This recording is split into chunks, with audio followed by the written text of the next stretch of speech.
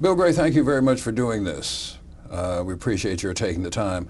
Part of this is look back at the Brown decision. You were 13 years old when the court decided in '54 that separate schools were illegal.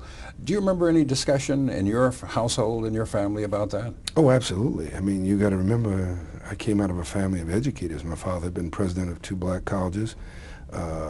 My mother had been a dean of a black college.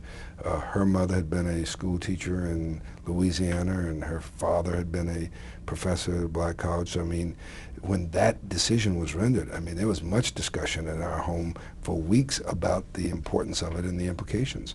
Do you remember feeling optimistic about it? This is great, things are going to change right away, or anything like that? I remember being jubilant. I remember, the feeling that, hey, a great thing has happened. We're on the way to the promised land. Inevitably, things are moving in the right direction. There was a strong feeling that everything was possible now. There were just new possibilities for folk of color in this country and for black folk. I mean, I picked that up at 13, even though I didn't know what they were talking about sometimes.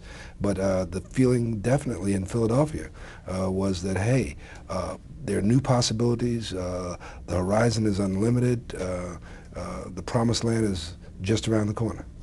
And when did you, or do you remember feeling that things weren't going to happen quite that way, that it wasn't quite the optimistic change you had hoped for? Well, I think I began to sense, and my family began to sense, that as we went on through the rest of that decade, that things didn't change. Schools didn't begin to open up immediately, especially in higher education. We still were confronted with the problems of registering and voting. We were still confronted with the problems of public accommodations. And so I guess 3 or 4 years after that, it became clear that there was going to have to be a concentrated struggle to implement what Brown versus the Board of Education had said, and that we had to now struggle to make it a reality in the rest of American life on each and every battlefield, in politics, in economics, in public accommodations.